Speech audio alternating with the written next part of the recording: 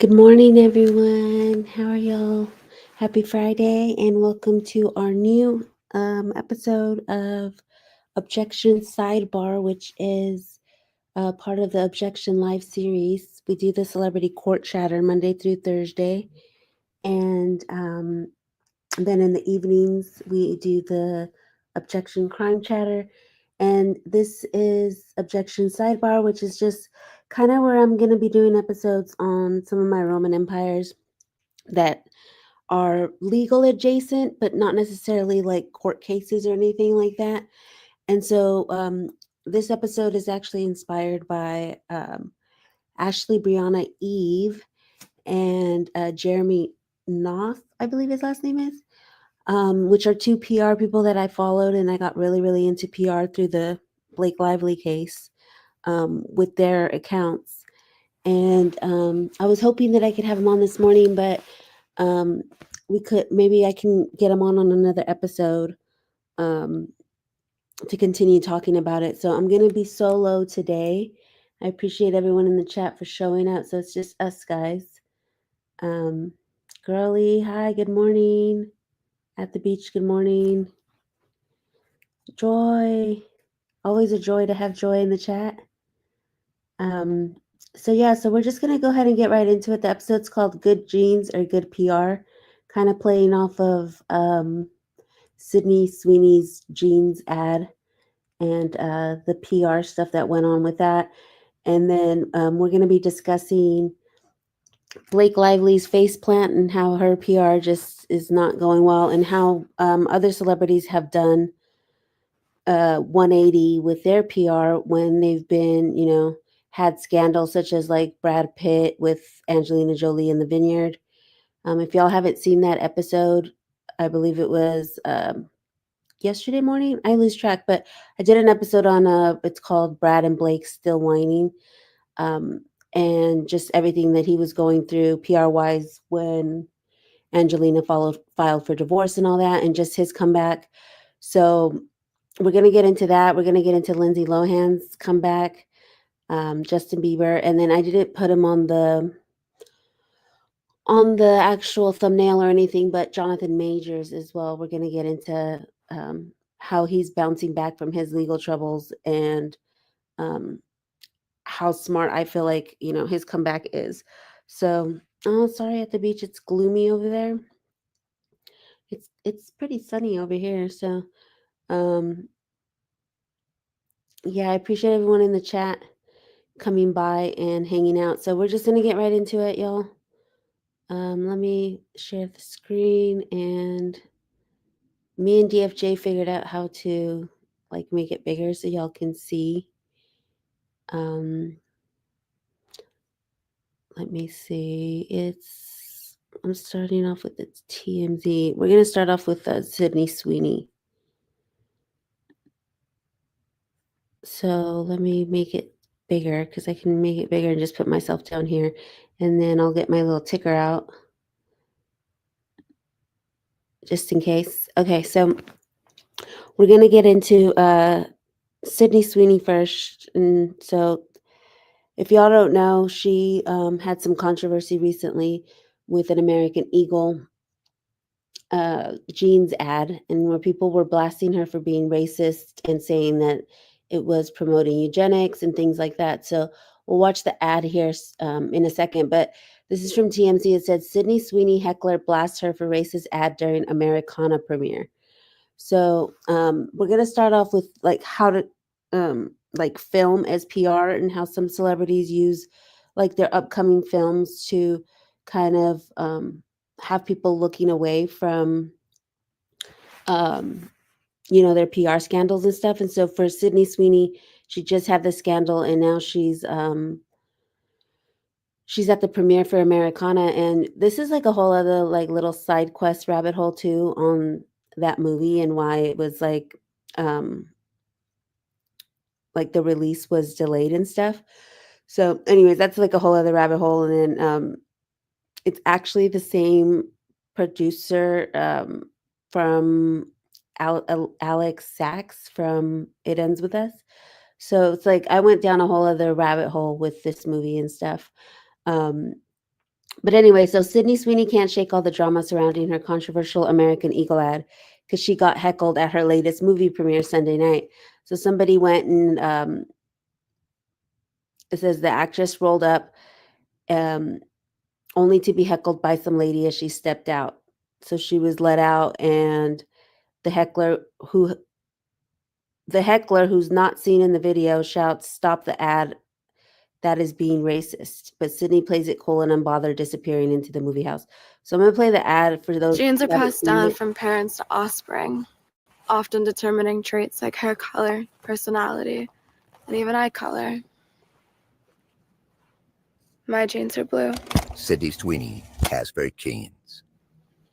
So that was the ad that people were saying that was promoting eugenics and stuff. I honestly, I don't know. I didn't think it was that deep, but there's all this symbolism and stuff that goes through marketing and stuff that I've been learning through Ashley Brianna Eve's channel, like branding and marketing and stuff, where there's like little Easter eggs and stuff in it. And I mean, I've always seen it in like music videos and stuff, which we'll talk about later when we're discussing Justin Bieber. But I don't know. I guess I didn't look into it that deep, but I guess a lot of people did, and it caused a lot of controversy. So, but here she is at the premiere of Americana, and this is the picture that I thought was crazy because this is Alex Sachs over here on the left, and I was like, I went down this rabbit hole of why the film was delayed, and I wonder if she did the American Eagle ad to promote Americana because it's like American Eagle, Americana.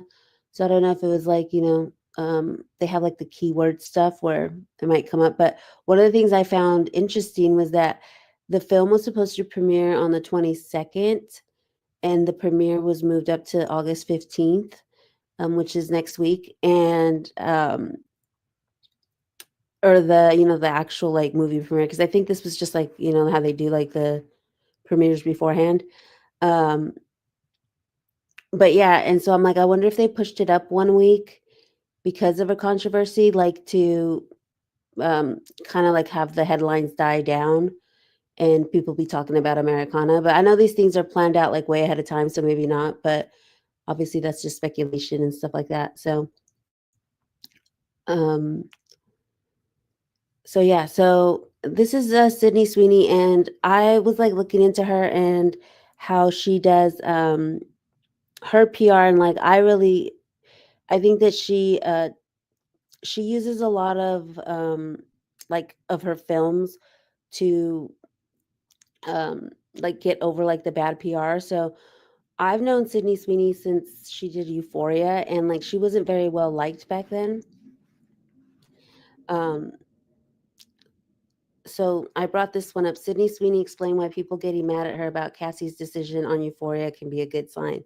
So she was known as this girl Cassie on Euphoria, who was basically like constantly sleeping with a guy who had a girlfriend and just like doing like some messed up stuff, and people couldn't like differentiate like like Sydney Sweeney from Cassie. um and so she quotes here that she says people have a hard time separating actors from their characters, and especially someone like Cassie where she's hated and she's loved, but she's definitely a complicated character. And so I think that could confuse people for sure. But if they're hating me for decisions that my character is making, then I'm playing the character correctly. So yeah, she wasn't really well liked. And what she did was, um, here's another quote. I think because I loved acting since a young age, I've always dreamt of playing characters that I've been so lucky to be able to play. I knew it wasn't going to be easy, and you learn. I was 20 filming the pilot of Euphoria, and 21 when it came out. So it was a whirlwind at a really young age, and you have to roll with the punches and grow and learn and adapt. And I love this quote that she's like, grow and learn and adapt, because what she ended up doing was using her films to like change the perspective of how people saw her. So she ended up producing Anywhere. Is it Anywhere But You? Yeah. She ended up producing that, and she co-starred in it with Glenn Powell. If y'all remember, she had that like whole fake relationship with him and stuff. So, um, she was using that as like PR, kind of like where it was just like a PR type of relationship, which is really crazy because it's another whole rabbit hole I went down. How Glenn's girlfriend broke up with him because he was like, you can't come and visit me because this is like, bad for PR. And, they were trying to play it up for the movie, which I thought was really smart because it did help like the movie become as big as it did because people were like speculating whether they're like a couple or whatever. I think at the time I was like kind of upset about it because I was like, well, that's kind of like messed up and like to his girlfriend and like to her boyfriend. And but I understand like the PR relationships because a lot of musicians do that sometimes where um, they'll get together just like especially when there's like bad headlines sometimes they'll have like a relationship pop up, like if you're like in a divorce or something like that, like some celebrities will have like a new relationship and sometimes it's just like a PR relationship. So oh, like a lavender marriage. Yeah, I think that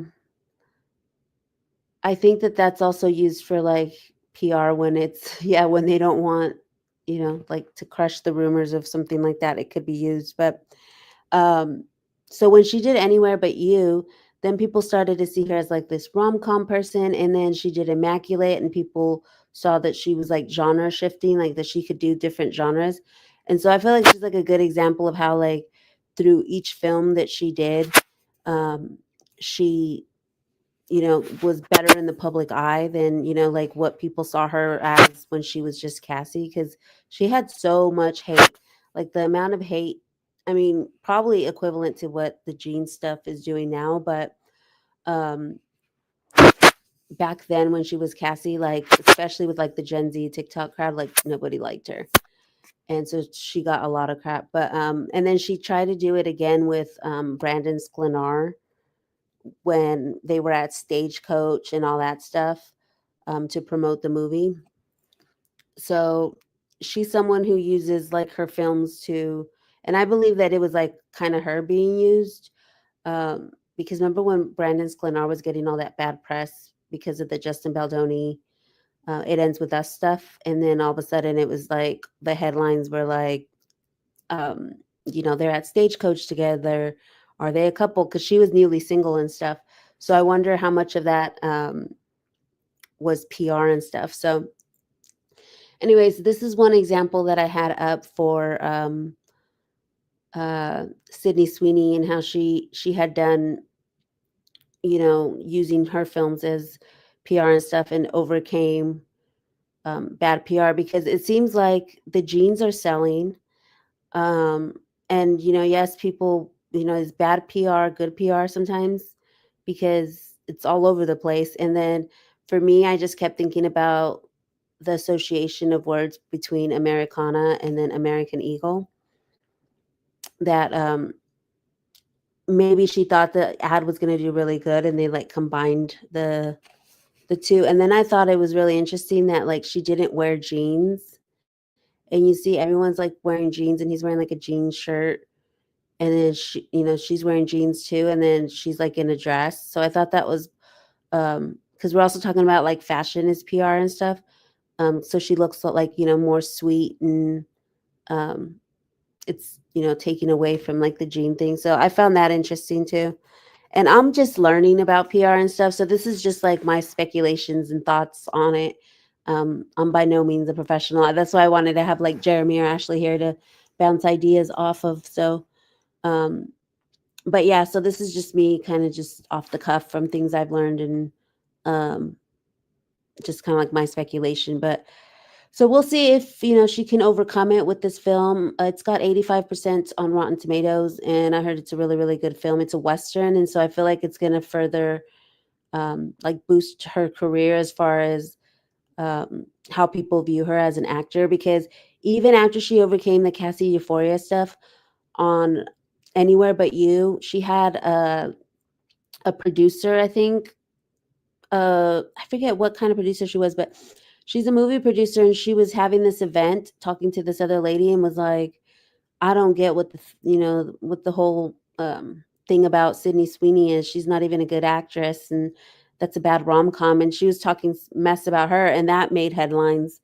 But then she did like Immaculate, and now with Americana, so she's gone into horror, and now she's going into Western. So I think that with her, we're going to get into Brad Pitt and how he uses films. So I think that this is really going to help like her image and stuff like that, where she's going to start to be taken more seriously in her role as an actress, and it's just going to boost her PR through like, you know, good filmmaking is one of the things that like boosts image. So I might watch it. It's got Halsey in it and Simon Rex, who I love Simon Rex. So um, I might end up catching it. But so that's the Sweeney of it all. And then we're gonna get into Blake Lively and how terrible she did with her. She was basically like with her films, it wasn't like helping her image pretty much. Like she tried to do it with rhythm section. Oh, I realized I didn't put it back up on the stage. Sorry, y'all.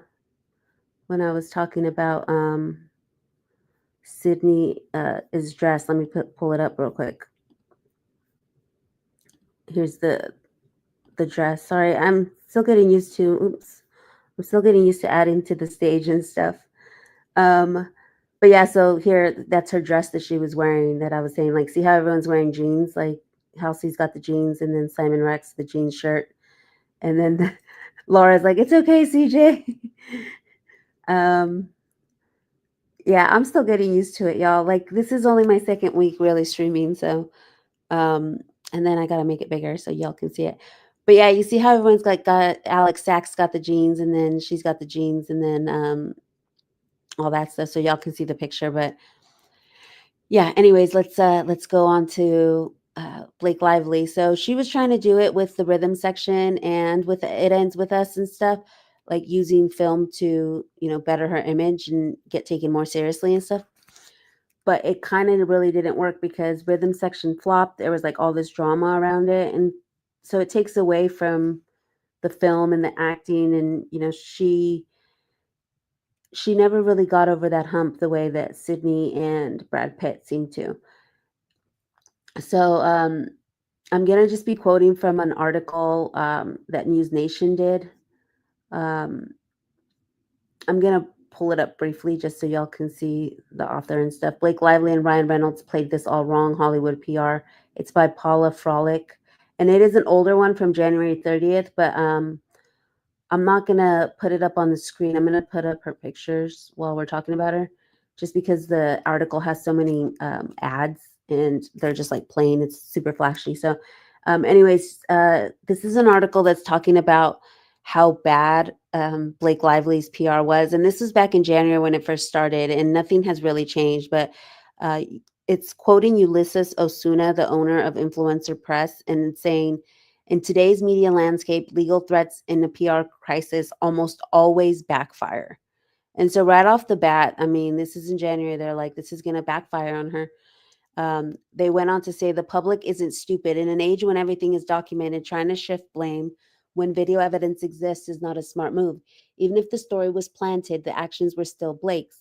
She was still rude in those interviews. She was still promoting her companies when the movie was about domestic violence. Justin Baldoni did not do those things. And that's what a lot of people said, that it's just organic because it was still stuff that she did. So even if, you know, quote unquote, it was planted or seeded or whatever it was still her actions doing it. So even if it's amplified, it's still on her to have accountability. And she didn't have accountability at all. So let me go to the next one. So what started as a simple PR hiccup turned into a full-blown credibility and career crisis, all because she chose deflection over ownership. From the beginning, she should have owned up to her mistakes. I don't know if she's listening to her PR team, but if this is the route that her PR team wants to go, then I'm afraid they're only making it worse for her. And we're going to get into the Lindsay Lohan of it because both Lindsay Lohan and Blake Lively share a publicist who's Leslie Sloane. And I don't know if it was Leslie Sloane who is behind all this now, because we're going to get into Lindsay Lohan and the turnaround that she made. And so I'm wondering if this is just like, you know how they say sometimes like the bad client or whatever, if this is just her, like Blake pushing it or Ryan pushing things, and Leslie's just acting as an agent to them. Because she did a really good job with Lindsay Lohan, and we'll get into that next, and as soon as we're done with Blake. But yeah, it's just pretty crazy. So the next one, oh, that was supposed to be when I was talking about Ryan. Okay, so here's that one. Okay, and then it says, if this goes to trials, it will likely cement into something irreversible. The smartest move is to publicly acknowledge the situation, not with a defensive or overly polished PR statement, but with direct and human response that shows self-awareness. The longer she waits, the harder the recovery. But if she moves now with authenticity and controlled visibility, she still has a shot at rewriting the story. What we've seen so far is lack of accountability and lack of awareness. Ownership over deflection. Some battles can't be fought by her team. And so that's someone who runs a PR company that's saying this. And I agree, because as we've seen, it is now August and things have gotten worse and worse and worse for her. Now with this content creator stuff with Perez, you've got Candace. It's being amplified by, you know, these bigger creators. She went after the small creators, which didn't get much media. But then now with the bigger creators, it's being amplified. Like, you know, she's doing this. She's going after personal accounts. She's, you know, putting pictures of, you know, Perez's kids in the docket. Like, there's so much stuff that it's just one thing after the other, where it's like a crash out, almost a PR crash out. At the Beach says nightmare client. Yes, definitely nightmare client. Um, it says Blake can't even act like a normal person, and no one told her to either, I guess. Oh, thank you, Marie, for catching up. Didn't BL try to strong arm authorship on the rhythm section as well? Yes, she did. Allegedly, that's the reason why it was delayed, because when they went on the break, she was trying to make it go one way as far as like the storyline and the editing, and they actually set, like, you know, they actually put their foot down. I guess I'm trying to say is they put their foot down and were like, no, we're going to do it our way. And you know, didn't give in to the way that she wanted to. But it was like basically split. Like, her and I believe the producer wanted it one way, and then the two directors were like, no, we have a vision for this, and didn't go with her editing. But who knows what happened behind the scenes, because we never really got the tea. It was just like one article that had that tea, where it was like, you know, they were infighting about the direction of the film, and that's why it was delayed. So yeah, so let me hide that. So I pulled up this picture of Blake Lively with the hair stuff, because we're gonna move into Lindsay Lohan, because I'm like, brands and stuff like that is another way that people use to like get bad lines off their back. Is like, you know, through the like merch lines or stuff like that. And we're going into like the fashion and clothing stuff, but also brands. We're going to go into it with Jonathan Majors. And like for her, did it work to like use her brands to like get over the bad PR? Because for one, the Betty Boo stuff was part of the, you know, drama with It Ends With Us, because she was, you know, hawking her booze while, you know, doing the film of domestic violence and stuff. So that didn't work because people were still mad, and it was like adjacent to the PR scandal. And then the hair stuff didn't really work because look at her hair, it's all frizzy and stuff. So it was like, it wasn't like a good pivot for her to lean on her brands afterwards. Like, one of the things that people also do is like stay silent and go away, and that's something both Lindsay Lohan and Brad Pitt did. And yes, supposedly, you know, she left for a little bit, but then she came back and was like super, super visible in the wrong ways. I wonder if she would work with Sony again, you're saying?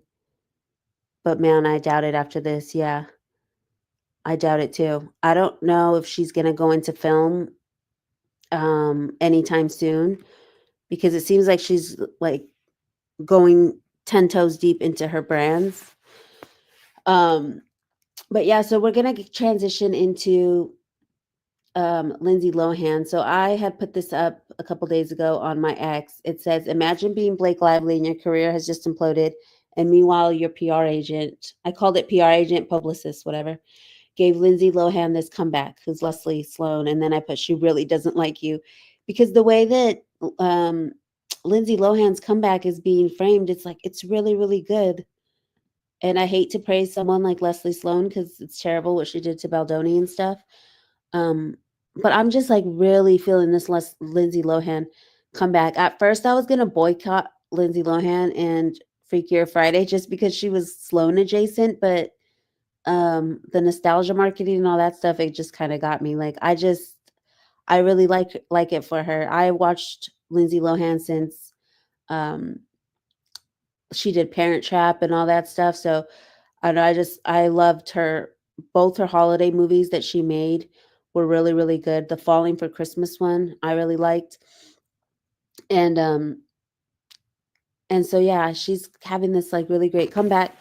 And her PR is being ran by Leslie Sloane. And so recently, a couple weeks ago, she just got picked up by I don't even know how to say this, Schwarzkopf unveils Lindsay Lohan as their newest brand ambassador.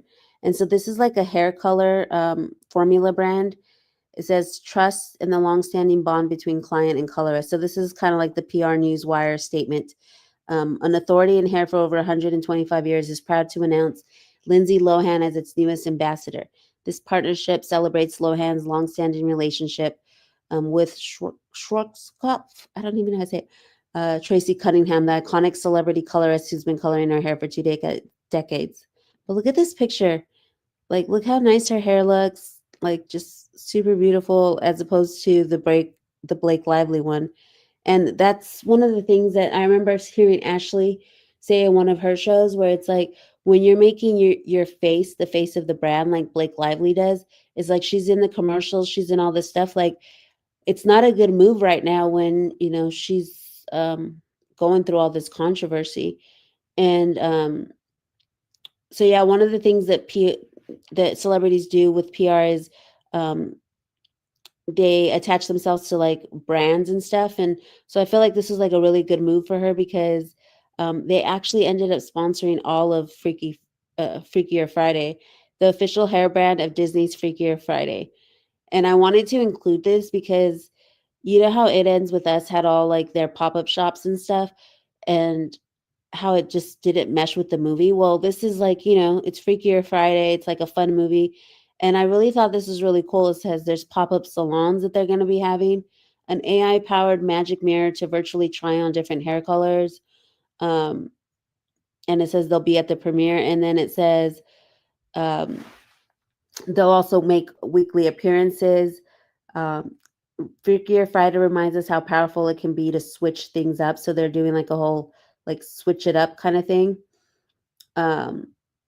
Switch up your hair color, switch up. So I thought this is like really cool. And there's other stuff that they're doing for the premiere. I did like a whole deep dive on it. And I wish I could nerd out with Ashley because she does branding and marketing too. And all the stuff that they're doing for Freakier Friday, I thought was like really, really cool. Like all the stuff with the influencers, and it's another rabbit hole. I go through all these side quests and rabbit holes while I'm reporting on this type of stuff.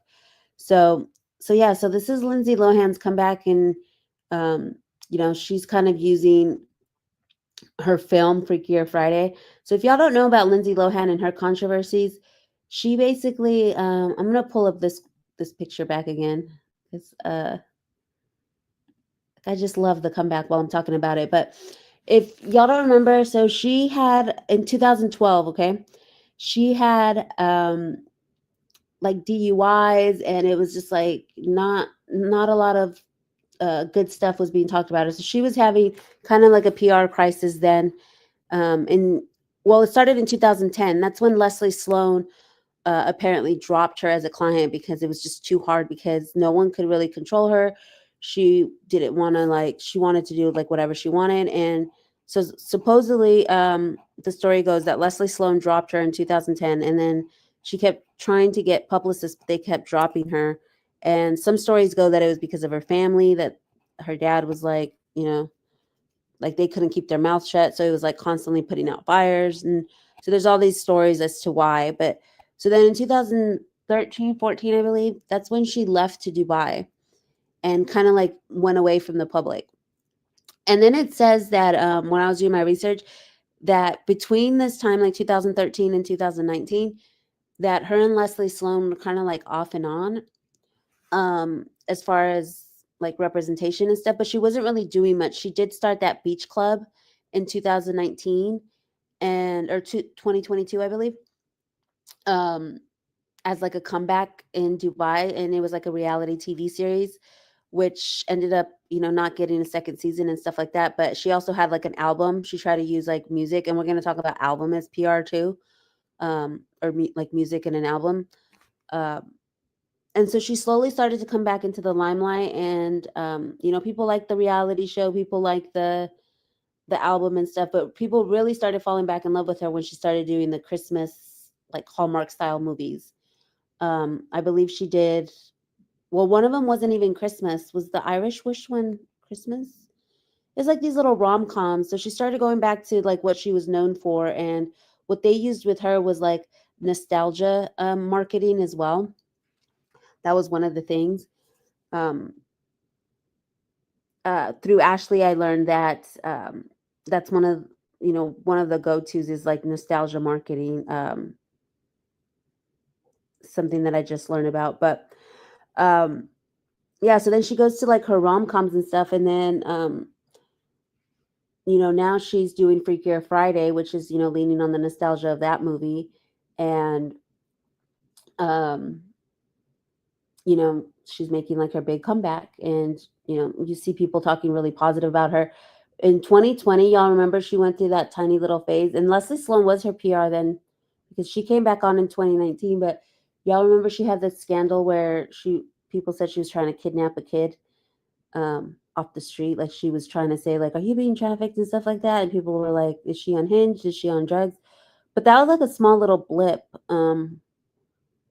because now people are are endeared to her now. So that's another one. At the Beach says, I'm so happy for her, glad she turned her life around. And one of the things I feel worked out for her was that she left and then came back. She left for a while, it was a couple years, and it wasn't just a little bit. And that's one of the things that I always say about Taylor Swift. When she was going through her lawsuit, her SH lawsuit, the guy who grabbed her butt or whatever, she went away for a whole year. She only came out once, I believe, and that was a pre event for a Christmas thing. But other than that, she stayed away. Yeah, it seemed like she was gone forever. Yep, Laura.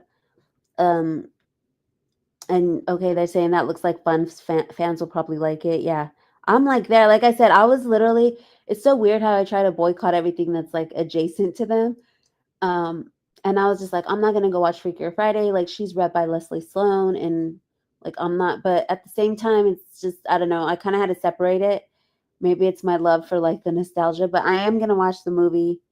And because they're also doing this cool popcorn soda thing at the movie theater. So they're doing these collectible containers, and the soda, if you open it, it's actually where the popcorn goes in, and then the popcorn bucket is actually the soda. So you open it, it's got a little straw, a little sipping straw, and I thought it was really cool. So I don't know, things like that work on me. I'm oh, I want to go watch it in theaters now, because I was I'll just watch it once it streams or whatever. I'm not that into it. But then once I saw that at the theater, I was oh, I kind of want to go watch it. At the Beach says remake of The Parent Trap was great. Yeah. The original Mean Girl in a good way. Yes. I just love this comeback for her. I think she went inward. That's why she's really glowing now, and she looks really happy. Yeah. So anyways, she was my Roman Empire for a while. I had to get it out of my system. That's part of why I'm doing this episode, because this is like stuff I think about, and especially if y'all don't follow Ashley Brianna Eve, you guys give her a follow, because the more I learn about the PR stuff, and then the more I can see it, like the more it becomes like my Roman Empire. I'll see things, and so I was kind of working on this before I was sick. We were actually supposed to do it that Friday, right before I got sick, and I had just been doing like tons of research into it, and how there's all these different ways to overcome like scandal. Um, like with divorces, some people use like a new relationship to overcome it, or like a new movie, or an album, which we'll discuss with Justin Bieber and stuff like that. So Joy says, I never knew anything about Lindsay Lohan, just people talking about her drug use. So glad she turned that around. Yeah, so definitely is making her mark. We're going to go ahead and go into Brad Pitt, who's another, let me find the tab. Another person who uses film as PR. So Fox News had this article a couple weeks ago. It says, F1 star Brad Pitt's image is bulletproof despite scandal thanks to strategic image control. And so here you see him at the F1, one of the F1 promos. Despite scandal, he's bulletproof thanks to strategic image control. And so he's one that we're discussing as far as fashion as PR and film as PR. So I'm going to go down to here where it says, right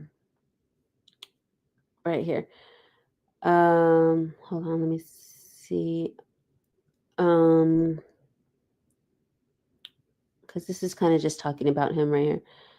I'm trying to find the part where, so it's PR expert Matt Wolf who is talking. So he's saying he has a talent for finding smart projects.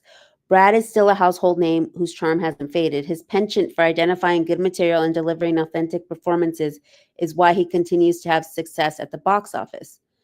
And then Jared Mead from Rain Strategy Group says, Pitt plays the long game when it comes to his reputation. So here's the part. Mead says that despite his controversies, like his high-profile split from wife Jennifer Aniston and his drawn-out divorce with Angelina Jolie, Pitt has created a net positive sentiment among most of the public. He's remained a highly successful actor with a strong box office presence despite the controversies he has faced, by building a reputation that has left him with a net positive sentiment amongst most of the public. So his filmmaking and like the things that he's chosen to do in film has kind of like built up like trust in him almost. It says, by cultivating a layered public persona, starting as a romantic lead, then transitioning to more serious roles. And so this is something that like I believe Sydney Sweeney is doing. She went from, being Cassie, like the girl that nobody liked on Euphoria, to then she pivoted into being romantic lead, rom-com, and then more serious roles after that, which Immaculate I know is like a horror movie, but she did really, really, really good. A lot of people don't take horror films seriously, but it showed that she had like range. And I don't even really watch horror movies, and I watched that one just because she was in it, and it was really good. It's kind of like Nosferatu with Lily Rose Depp, which horrifying movie.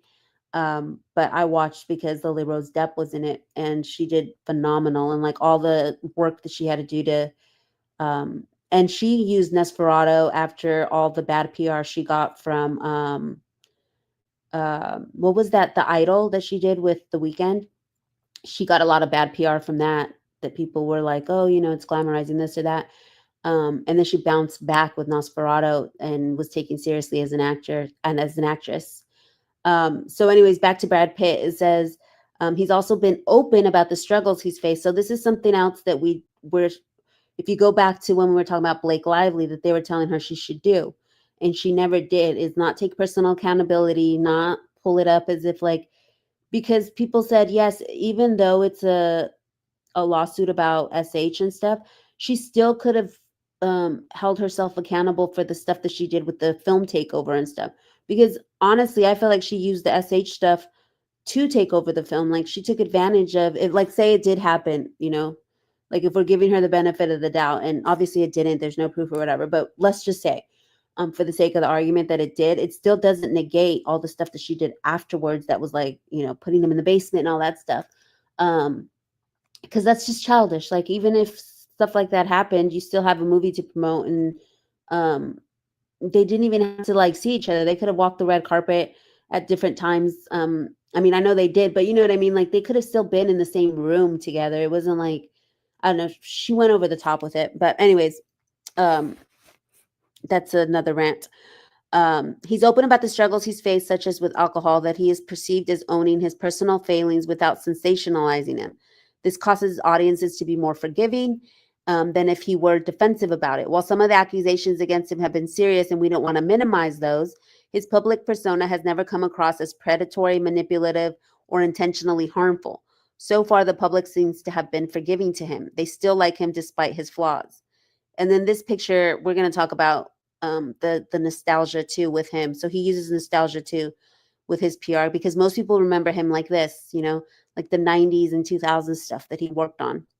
And he still, he did the Bullet Train, and he still has, since the scandal with Angie, he's made movies that are like really good. Last month, Pitt opened up on Dax Shepard's Armchair Expert podcast about his sobriety journey, saying he needed rebooting amid his split from then wife Angelina Jolie, following an alleged 2016 incident when an inebriated Pitt had an altercation with Jolie and their 6 children. Jolie claimed in legal documents that Pitt choked one of the children and struck another in the face, and that he grabbed Jolie by the head and shook her. He then poured beer and red wine on her and the children. Jolie quickly filed for divorce. And so this is all like allegedly from Jolie's account of what had happened. While Pitt has denied the physical abuse claims, he admitted he needed to get sober. So I don't know how I feel about it. Obviously, in the episode that I did, excuse me, the Blake and Brad still whining. I talked a little bit about the current lawsuit that he's in with Angelina and the Vineyard. And you don't really hear much about it in the MSM. We had maybe 2 articles written about the latest filing where he subpoenaed her private texts from this other guy that's involved in the dispute. He subpoenaed their texts. But anyways, we talk about this, and like on the true crime channel that I do, I also talk about like forgiveness and stuff like that. So I don't know. I feel like with this one, it reminds me kind of like the Diddy situation, where they're like drug addicts, alcoholics, and they're like their actions are based on like their addiction. And so I don't know if like sober he would have done something like this. So at least for me, that's where I feel like, okay, well, maybe if he did do this, it was probably because he was drunk. And it's not to take like personal responsibility, like it's still his actions, but I think for myself, at least, I'm more able to be forgiving, knowing that he's taking the steps. He's sober, he's no longer drinking. And he also said in that interview, like, it was a little too late. Like, I mean, he lost his whole family, so his kids don't even talk to him anymore. And so he lost a lot, and that's what addiction does. So I feel like it's kind of putting a spotlight on that too, like how things can go awry. I honestly think he shouldn't be suing Angelina Jolie because it's bad PR. Like, they're both super rich, and I don't get it. I don't get that lawsuit at all. She wants 250 million from him. He was only asking for 67 million from her. So I don't know, but that whole thing is crazy. Mead says that the actor has mastered the ability to know when to be visible and when not to. And that's what we were talking about, Lindsay Lohan and Blake Lively. If you go back to how they, Lindsay left Taylor Swift that I was just talking about. Blake Lively's not doing any of this, explaining that he knows that silence can be just as, if not more, beneficial than exposure when it comes to maintaining a good reputation. And Blake Lively started to overexpose herself in the last couple months, where she was like Times red carpet and this and that. And it was just, the public didn't like it. Pitt has curated his visibility in a way that has kept him mysterious, respected, and still media relevant. This is part of the reason the public hasn't immediately jumped into his controversial moments to villainize him.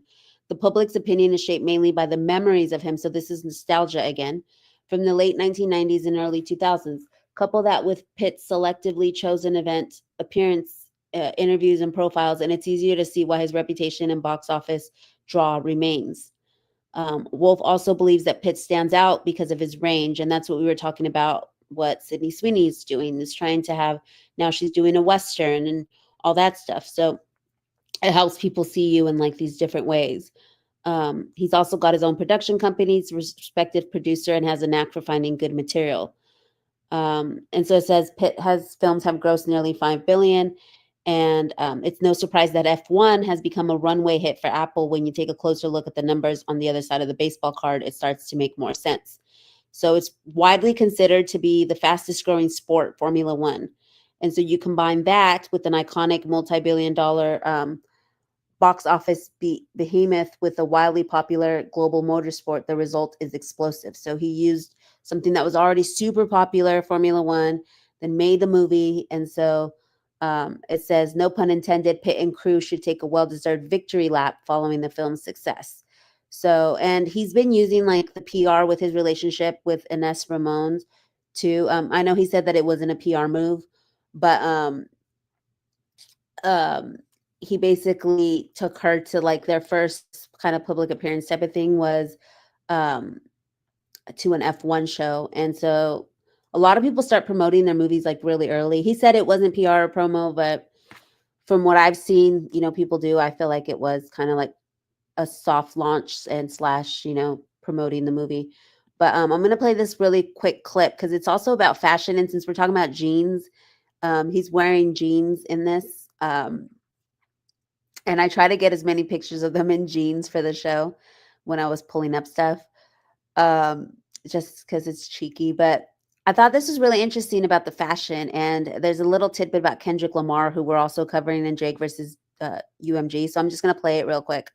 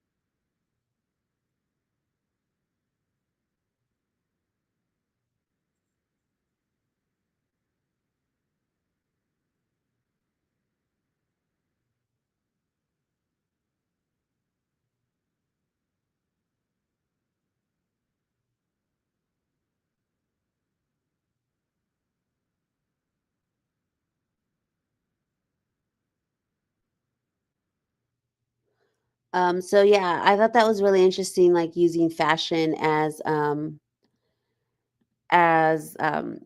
PR, and it's also like it's all combined branding and marketing and stuff. So some of this stuff like blends, but it's all the stuff that I'm like really interested in through Ashley's channel. So we're gonna move on to another one that used fashion and a brand since we're kind of wrapping up here.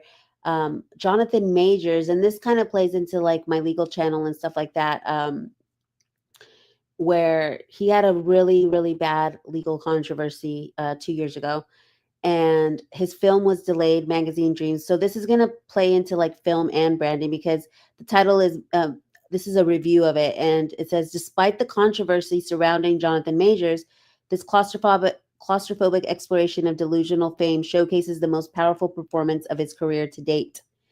And so with this, he leaned into what was already happening with the controversy. So this just happened to be serendipitous for him because he was like on a high when the controversy happened, right? And this was supposed to be like his Oscar moment. This movie was supposed to take him over the top, and it didn't happen because of the controversy, but he waited, and when it was released, I feel like people were a lot more forgiving because coincidentally the themes of the movie reflected what was going on in, you know, his kind of real life a little bit. It says all this comes through in Major's performance, which can only be described as volcanic. While other actors populate the film, this is essentially a one-man play for Majors, and his commitment deserves to be commended. Not only is he colossal with muscle, but the emotional balance he constructs for Killian is meticulous.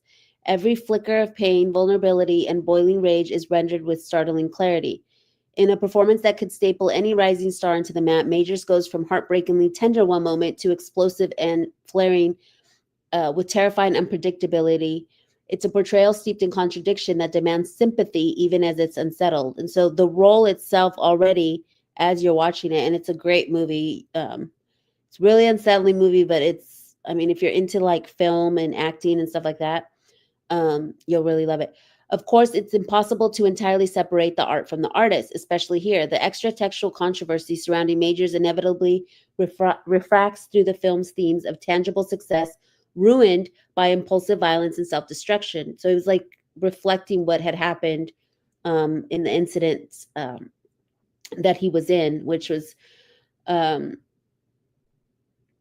an incident that happened on the streets of New York where, you know, depending on the story, um, he didn't even really get charged with DV or anything. It was just like accidentally harming someone through other actions because he's seen trying to put his ex-girlfriend into the car while she's trying to get out of the car. And there's, you know, I looked at the case and I felt like it was just this, you know, fight between the both of them, and he was just trying to put her back in the car. I didn't really see it as the DV stuff. The stuff about him, you know, strangling her and all that stuff. She ended up taking those charges back. There was no proof of those, and there's actually body cam footage um of the police trying to like guide her into saying that she was being choked. If y'all want to know more about his legal case, at Cat Not Williams on X, she did a really, really good deep dive on his whole legal thing. But anyways, it says what's undeniable is that his performance is career defining and in a different world would have been uh, award worthy. There's an unnerving meta irony to his portrayal of a man undone by his unpredictability, and whether that deepens or distracts from the film is up to the viewer. But so a lot of people kind of softened on him through this film, and so this is where it worked. And then he went on to create this brand. He ends up getting with Megan Good after the controversy. They get married, and it says Jonathan Majors and Megan Good are channeling their personal journey through adversity into a business virtue that promises to reshape how celebrities approach wellness and entrepreneurship. The married actors have unveiled Honor Culture, a comprehensive fitness and mental health brand that positions them as advocates for holistic well-being in an industry often criticized for its superficial approach to health. And so he comes off of Magazine Dreams, a bodybuilding film, and then he goes into this Honor Culture brand that's like he only has like a hoodie and some sweatpants and then a hat. And it says Majors and Goods relationships faced its challenges, particularly during his recent legal troubles. The actor was involved in a domestic violence trial that garnered significant media attention. Despite these hurdles, the couple had remained steadfast in their support for one another. In a candid interview, Majors acknowledged the sacrifices Good made while standing by him during his court case. So a lot of people thought the relationship was initially just PR. I mean, it helped him in the PR, but I mean, they got married and everything, so obviously it's not for PR. He revealed that she lost endorsements and faced social repercussions due to the relationship. So she ended up getting bad PR from it, but it boosted his. Because I remember when he was in the courtroom, she'd go with him all the time, and it did, you know, create this, like has support and all that stuff.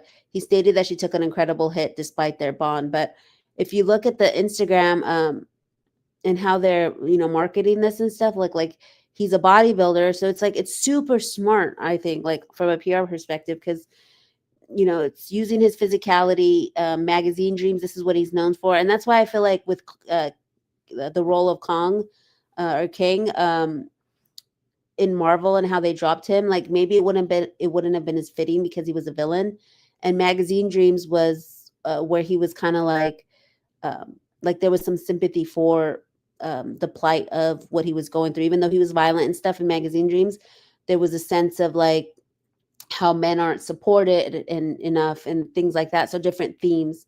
And so I really like this picture. I feel like, I mean, it's more branding marketing, but uh oh, the name on X was at Cat Not Williams. I think it's Katt, not Williams. But let me just pause real quick. I'm trying to get through it within the hour. I still want to get into Justin Bieber real quick, but we couldn't hear it. No sound again. Why did I do that again? And I never come and check. Sorry, y'all. Okay, well, bloopers upon bloopers. I never come back to check to see. That's gonna be one thing that I need to do when I play audio. Be like, can you guys hear it? So let's see if you guys were talking anything about. Basically, the video was saying that the celebrity stylist was the celebrity stylist that he chose, like the way she chose to dress him and stuff. She's done it to others, like Timothy Chalamet and Kendrick, to boost their like PR and stuff. That's what it was about. So sorry y'all couldn't hear it. The basement thing was uncalled for, or y'all were still talking about Blake, but not a lot of commentary on the Brad stuff. Sorry, guys. I need to make sure that I'm also looking at my, because Laura, I think, messaged me about there being no sound. No audio, babes. Yeah. I heard it ding, and then I thought it was just like a text message. Sorry. Joy says, I was a big Majors fan and really liked him on the Loki show. Yeah, he was like really up and coming. Says Hollywood is so toxic. Yeah, I agree. Megan looks amazing. Oh my gosh, she does. And I love this. Like, this is the kind of stuff I literally, if you were in my friend circle, I talked about honor culture for like 2 weeks. Since the moment it dropped, I tried to get the stuff, the hoodie and stuff, but it literally sold out in one day. So I wasn't able to get it, but it worked on me because I wanted to go buy it. And like the way that they, I'll show you like the description of the hoodie in a second. But it says, honor your vision. Honor culture is a fitness and lifestyle brand rooted in physical, personal, spiritual, and mental growth, or as we like to call it, the 4 gains of honor culture. So they leaned into what they know, which is like fitness and stuff. I mean, I'm super, super impressed by it. At our core, we champion the integration of mind, body, spirit, and culture. So those are the 4 gains: mind, body, spirit, and culture. Merging the principles of personal wellness with aesthetics of streetwear, athletics, and artistic expression. And then they signed it Megan and Jonathan. So it's like super personal. But I'll show you the description of the hoodie, which I love. It says, cut from heavyweight 23-ounce French Terrier, manufactured in Los Angeles. The hero hoodie is made for the weight of your story. Cropped at just the right length, it balances intention and freedom, built for the lifter, the traveler, the night walker. Raw edges and distressed seams give it that broken in feel, like armor that's seen life. Double layered cuffs for hands that stay ready even when resting. You can disappear or be seen. It doesn't matter. The hoodie holds you down either way. Wear it to the gym, wear it to the airport, wear it when it's just you and your thoughts. Built for movement, worn with meaning. Crafted for those who carry weight in the gym and in life. And so it's like heavyweight French terry, like all the words in here. I don't know. It worked on me. And unfortunately it's sold out, but there's Megan wearing it. And then there's Jonathan wearing it. And I just loved it. I loved it. So we're going to move on to Justin Bieber here really quick as we wrapped up. We might have to go a little bit over into 9:15. So sorry, y'all. Thanks for sticking by me today. I know it's Friday, and I actually was trying to finish up early because Lauren Conlon is one of my favorite reporters, and she starts at 9:30 for her morning shows. But hers go like for 2 hours, sometimes 3 hours. So they go longer. So usually I just hop on after I'm done. So I was trying to wrap up, but with technical difficulties, and I'm just still learning and stuff. So I appreciate y'all sticking by and being patient as we go. Chris says, I go to the gym 3 days a week for about 4 hours. So maybe check the settings on the video for sound. Yeah, you know what? It keeps happening on this. And I would replay the video for y'all, but I just want to get through the Justin Bieber stuff because this is also one of my like big Roman empires. Just the genius that he did on this album. I've been listening to Swag since it dropped, his new album. And I joke with Laura that that's the reason why I had a sore throat, is because I was like singing the album and stuff. But no, I got like really, I had the flu. But it was just a joke. I was like, it's Bieber fever. 8 days a week for 7 hours. Wow. Like y'all working out. But yeah, so we're gonna get into Justin Bieber. So Jonathan Majors, I thought did really, really well. So he's using fashion and his brand to overcome all this, and the PR I feel like is good. Um, is good for him because people are starting to endear themselves to him again. And he's also going to be using the family PR stuff. And I hate saying using, but because they're actually really going to have a family, but that's another way is like leaning into like family values and things like that, which Ryan and Blake try to do a little bit, but it didn't quite work out for them because then you have the Deadpool thing he had his daughter say and stuff. So leaning on family for them quite didn't work out. But Megan and Jonathan are about to start a family and have kids, which they just announced. That was the most recent announcement as far as PR wise goes for them, and um, I think that's going to be really good for them. It's like a whole new arc. So Justin Bieber's new album is excellent PR damage control. It's also his best music in years. And so when we go into it, they start to talk about a surprise drop, no hype, no hit single, no rollout campaign. It's always a high stakes, high reward gambit.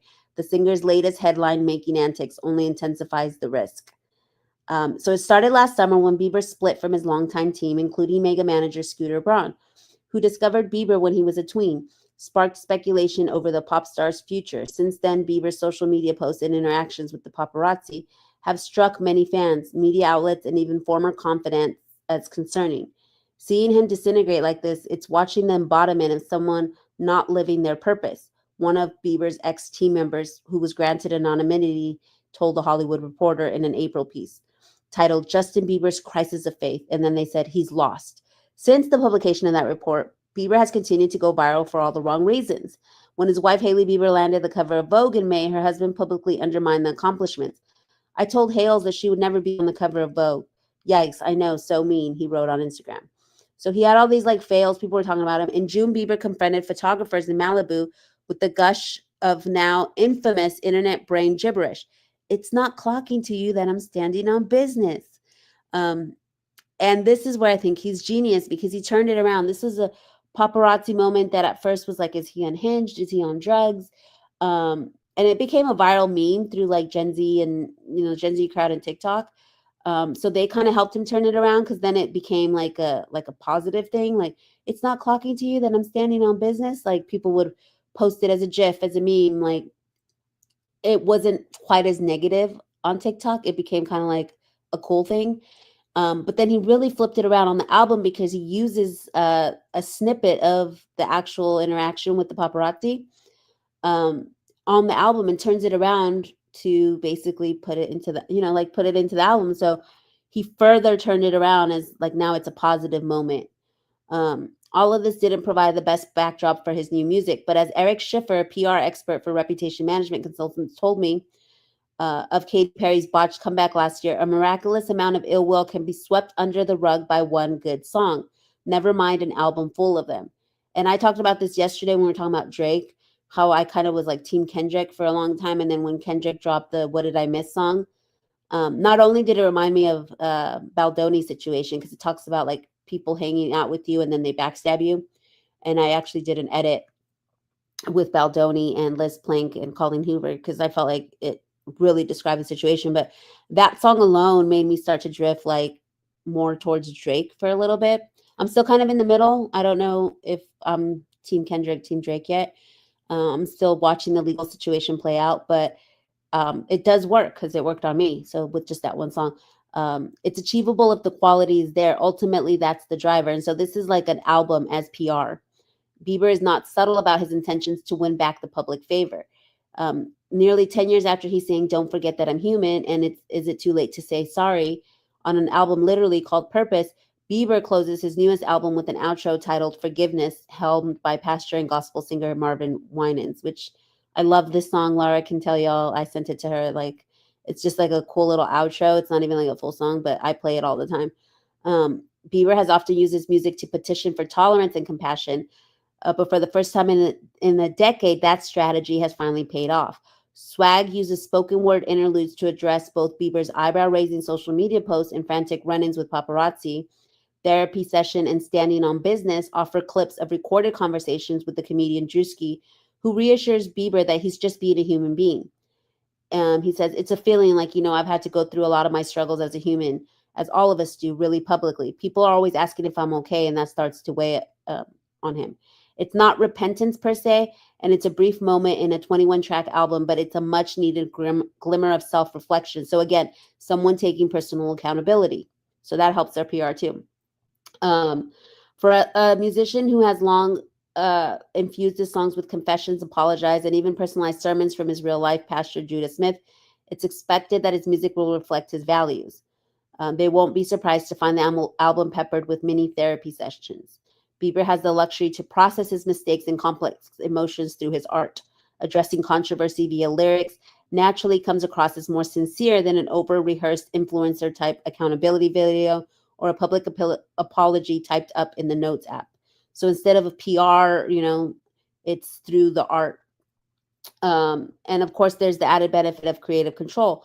Unlike an interview with a journalist or a statement co-crafted with the publicist, Bieber is also able to dictate the structure and focus of his own album, largely free from compromise or interference. So yeah, basically the minimal promotion and fanfare surrounding the album's release strengthened its core thesis. Bieber doesn't need to over-explain or defend his actions to the media as long as he can express himself in song. For someone whose career has been splattered with PR flubs and missteps, swag is a refreshingly smart move. So we're talking about a Bieber in the chat. Yeah, I remember the rumors of him and Haley breaking up, the media was saying earlier this year. Exactly. And so that takes me into the next slide. Thank you, Chris, for setting that up. Because then look, the video for Yukon, which is one of his tracks, I was going to play a little bit of it, but something's wrong with the audio. Usually I have to like click off all the tabs and then redo it. And then plus I don't want to get copyrighted. I forgot about that as well. But so here is a little snippet from the video of Yukon. And the whole video is this black and white aesthetic, which I also was going to talk about with Jonathan Majors really quick. I'm like, quickly, because we're trying to wrap up. But y'all see that their aesthetic was also black and white. So that's also like, it's branding and marketing, but there's also like something that it does to like the person who's like looking at it. It evokes like a certain emotion when it's like on black and white. And so going back to Bieber's, so it's this black and white aesthetic, and it's just him and his family on this yacht. And there's a lot of symbolism in it about privacy and stuff, and the family stuff that's been going on about the divorce and everything. So there they are together as a family. And here at the very bottom, if you can see it, I don't know if you can see it. Let me do that. You see his knee says better at, and it kind of cuts off. Well, that's a tattoo that Bieber got. So there's like a lot of these little Easter eggs throughout the video. Better at 70 is this tattoo he got on his above his kneecap. It says, I look back at a lot of things in my life, mistakes, insecurities. And although I have felt I've wasted a lot of time, it also makes me want to be better faster. For me personally, I want to work every day to be better at 70. And so that's why I ended it with Bieber, because yeah, we talk a lot about like celebrities and their battles and all this stuff, and this is a PR episode, but I thought this was a really great way to end the stream. This whole concept of better at 70 and just trying to better yourself. You think about all the time you wasted on mistakes that you make, but I don't know. I just thought this was really cool. And then he also had this other Easter egg in the video up here on this roof. It says Skylark, which is his brand, which also sold out in one day, right when the album dropped. He did the merch drop for his hoodies. And that also sold out in one day and stuff. So anyways, I just wanted to include that. I know that's more branding marketing than PR, but so he's using the Skylark brand in the promo for it. It was him and Haley, and then like she was pushing this little baby carriage, but it was like they were animated. And so he leaned on that, like the family themes and all that. And so I mean, I feel like he's turned it around. A couple weeks ago, people were just like, he's a drug addict. He's the next Britney. And, now he's just got really, really positive PR going for him. Justin has gone through a lot since coming into the music industry very young. Yeah. He's standing on business. Yes, Joy. Hey, player two. Hey, cuz. Just came here to say hi. Thanks. So yeah, I appreciate your support, player too. It says, I hate seeing all the old videos of other celebs groping him when he was young like that. Yeah. So anyway, so we're going to wrap it up here. I did want to, since we're promoting brands and merch and stuff like that, as PR, just a little quick plug for who inspired this, Ashley Brianna Eve. If y'all don't follow her, give her a follow. Laura can put her link down there. But this is her PR crisis hoodie. She's doing merch on her channel now. It says, congrats on your little PR crisis. And this is very Blake Lively coded. If y'all know, you know. Congrats on your little bump. And so it's like kind of cheeky play on words. So y'all go check her out. I'm going to get this hoodie once I have a mailing address so I can get it mailed to, but because I'm traveling right now. But yeah, so it's really cool. On the sleeve, it says, I'm not a bot. I don't know if you can see it. No, you can't really see it right there, but it says not a bot on the sleeve. And then the back of it says free speech, free from subpoenas. If you know, you know, because, you know, Blake Lively's issuing subpoenas like candy right now. But yeah, and I love what she wrote here. Don't forget to congratulate your fave celebrity on their new PR crisis. Not a bot on the right sleeve near the shoulder. So yeah, I wanted to end it with that. And y'all check me out on X. We have a community over there, Objection Celebrity Court Chatter. We're going to be doing these sidebar episodes Friday mornings. We'll see how that goes. And we'll have different topics. I know that I want to do a courtroom art episode. Jane Rosenberg from the Diddy trial had told me that she would come on. I communicated with her during the trial, but she said she was just too busy because I really wanted to do an episode with her. Because I'm obsessed, literally obsessed with courtroom art, and I want to do a whole episode on it. So that might be another sidebar episode, and there's other stuff that I want to cover too. So I appreciate y'all for joining me today. We also have a community on YouTube, and you guys can post in here if you guys have any cases that you want me to look into, any legal cases. This is our YouTube community here. If you're subscribed to me, you're able to post. And so, you know, here I have like, you know, the episodes that I'm doing and stuff like that. And this is where I'll keep you up to date on any changes in time or anything. So you can follow me in those two communities. The X community is linked in the chat. So let me see. Let's finish up the chat. Thank you, CJ. Have a great day. Yeah, everyone, thanks. Have a great day. At CJ, don't forget the drinking bottle with My Roman Empire. Oh yeah, let me go right before we close up. I totally forgot about that. She actually, in honor of me, I'm like, in honor of her, I did this episode, but because I always say Roman Empire, she put this merch out too. What's your Roman Empire this season? Maybe sham subpoenas? This is for you. And so I thought that was really cool. A little nod to me always saying like, that's my Roman Empire. That's my Roman Empire. It's a cool little cup. So yeah, I'm going to get the hoodie and the cup. So yeah, if y'all are in the market for a tumbler, go support. And it's really important that we support our creators. She runs a farm that's like that takes in animals and stuff, and she's got a rescue dog as well. And you know, she gives out a lot of this information for free on her channel. She does have a branding and marketing. Let me see if I can go. She does have a branding and marketing. That's what she does for a living. She's got a brand. She's branding, PR, and marketing. So you guys can go follow her on YouTube as well. But I'm like always super grateful that, you know, she gives this information out on her YouTube channels, and I've absorbed a ton. Like I've gotten really, really into PR since following her. So anyways, that's who inspired the episode, and I appreciate y'all for oh, I didn't have it up. Sorry, y'all. Hold on really quick. I hate it when I do that. Okay, hold on. Remove. Let me go to I need to be like way better at this. Okay, wait, here's the cup. Hold on. Here's the cup. Can y'all see the cup now? Wait. How? Oh, I'm not sharing that tab. Okay, hold on. Sorry, y'all. Okay, can y'all see the cup now? Yeah, there's the cup. Oh, thank you, Chris. I was watching everyone as much as I can every day. Yeah, I appreciate y'all supporting everyone. So there's the cup, my Roman Empire tumbler, And yeah, it's like a Tumblr. Yes, you see it now. Okay, sorry. Y'all, technical difficulties. I don't know. It's always something, but hopefully, like I said, I've only been streaming for 2 weeks, so this is all new to me. I used to just do threads on X, and so this is a big deal that I'm doing all of this. Have a great day, everyone. Yes, I appreciate y'all. Go support Ashley, and I'm going to be following her PR stuff. Hopefully, she still covers that. I know she's kind of doing astrology lately, but she's going to have an episode on Sydney Sweeney as well and Ryan Reynolds. So look out for that. And then she's going to be covering, I sent her some of the stuff I covered here today because I'd love to hear her take on it and see what's going on with that. Thank you, CJ. Have a great day. Yes, everyone have a great day. We'll see y'all on the next one.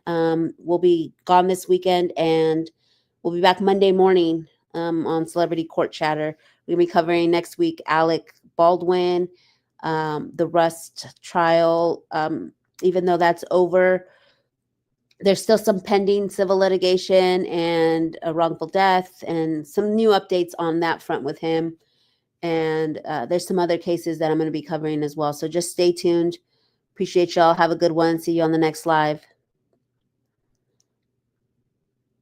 Oh, I'm going to go over to Lauren Conlin's live. And I don't know if Ashley is going to go over there or have a show today or if it's just a premiere. But yeah. Oh, let me plug real quick. Leanne Newton. We are going to be streaming today at 3. Me and Leanne. She's going to be reading her letter to the judge. We're going to be talking about Kevin Fritz and Perez Hilton. So yeah, I totally brain farted about that. Go support Leanne over on her YouTube. I'll link it on my community so you guys can be there. It's going to be at 3 p.m. Central Standard Time, 4 p.m. Eastern Time. So yeah, I'll see y'all there. Take care, everyone. Bye.